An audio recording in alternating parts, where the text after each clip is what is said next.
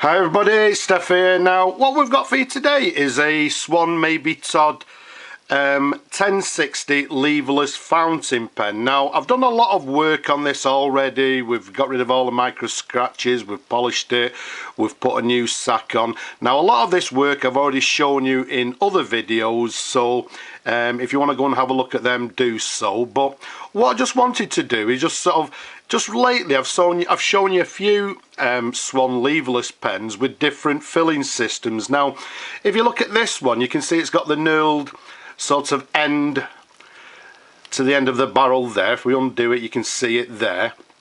Now again, there's always a little bit of confusion with these pens. People are not sure how they actually fill. Now this particular model, the 1060, has a bar inside, which in effect when you actually turn it, it actually turns the bar inside the barrel. Now what we'll do, let's see if we can actually show it to you.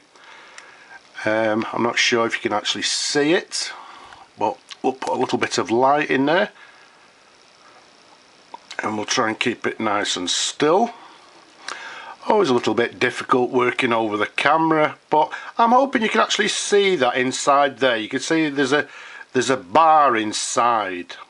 Okay, so I'm hoping you can see that. So let's put that to one side. So again, in effect, what we do by turning this knob here, it turns the bar inside, and in effect, again, what it does, it just simply, if you like, twists the sack inside, and when you undo the knob, it actually reverts back to its normal shape like that and takes in the ink into the sack. Now while I've got this particular sack here, you can see what it is. It's what we term as a necked sack. Now because these particular pens here, the way they actually fill, you need the biggest sack that you can, which actually goes and fits quite tightly inside the pen. And in effect what we actually do, I'm not very prepared, if you just bear with me a second. In effect what you need to do is get the next sack and actually use your dowel or whatever you actually use to push the sack into the pen.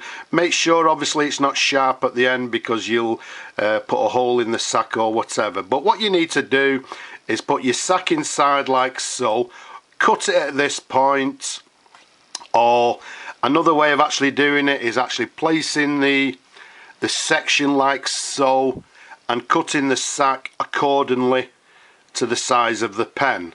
But what you need, this particular sack here is at number 23.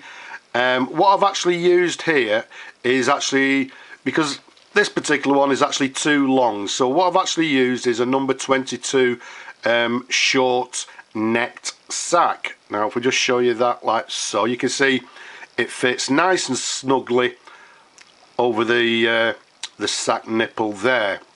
So let's pop the sack inside the pen.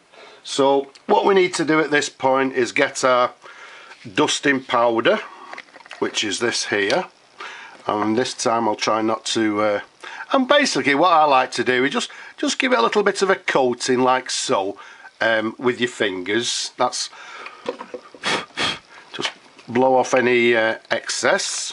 Let's put the top back on, we don't want to spill that.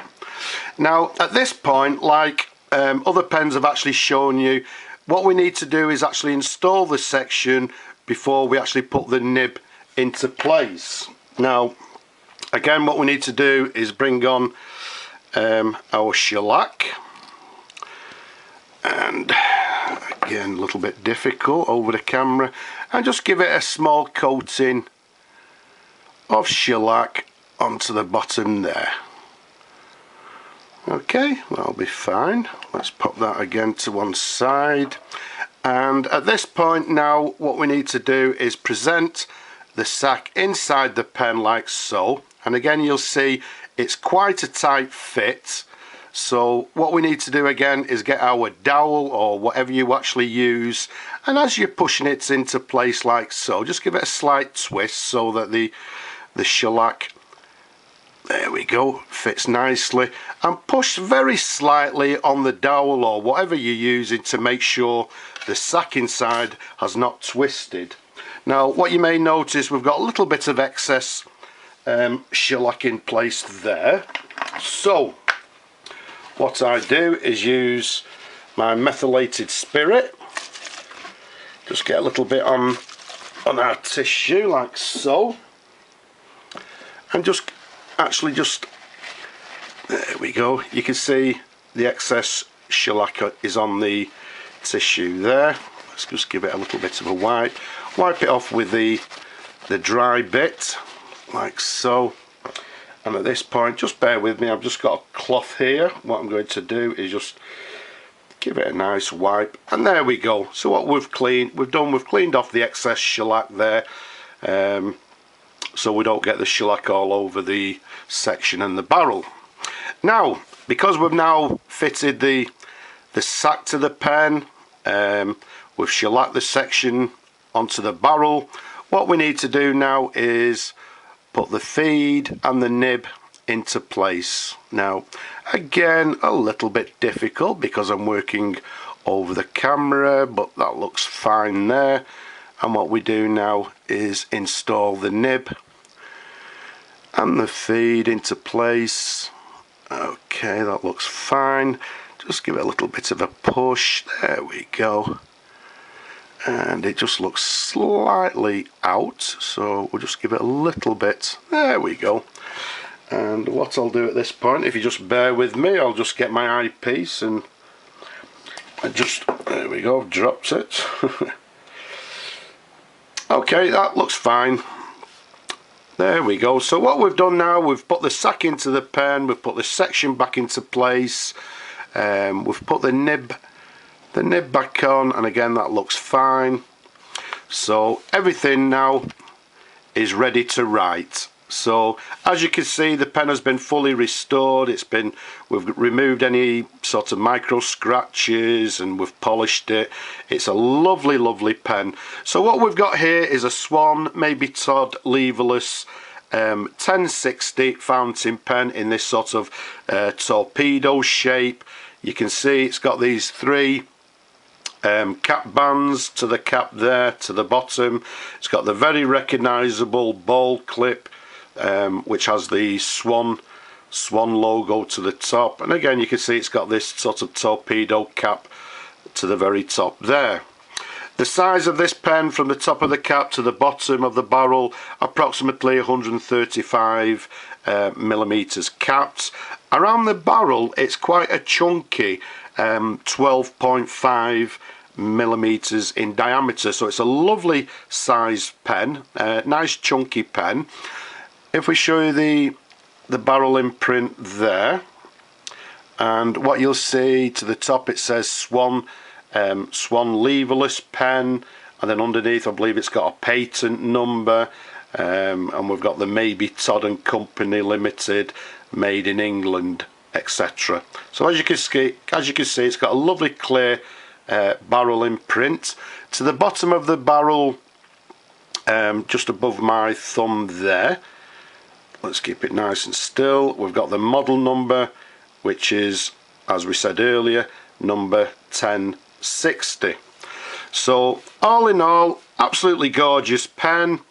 As you saw before, the cap just simply screws on and off. Let's show you the nib. Okay, let's keep that nice and still. What we've got is a Swan number 4 14 karat gold nib, again Mabie Todd and Company, and to the very bottom, made in England. And you can see the feed underneath there has got this this typical Swan feed. It's actually got Swan written underneath on the feed as well.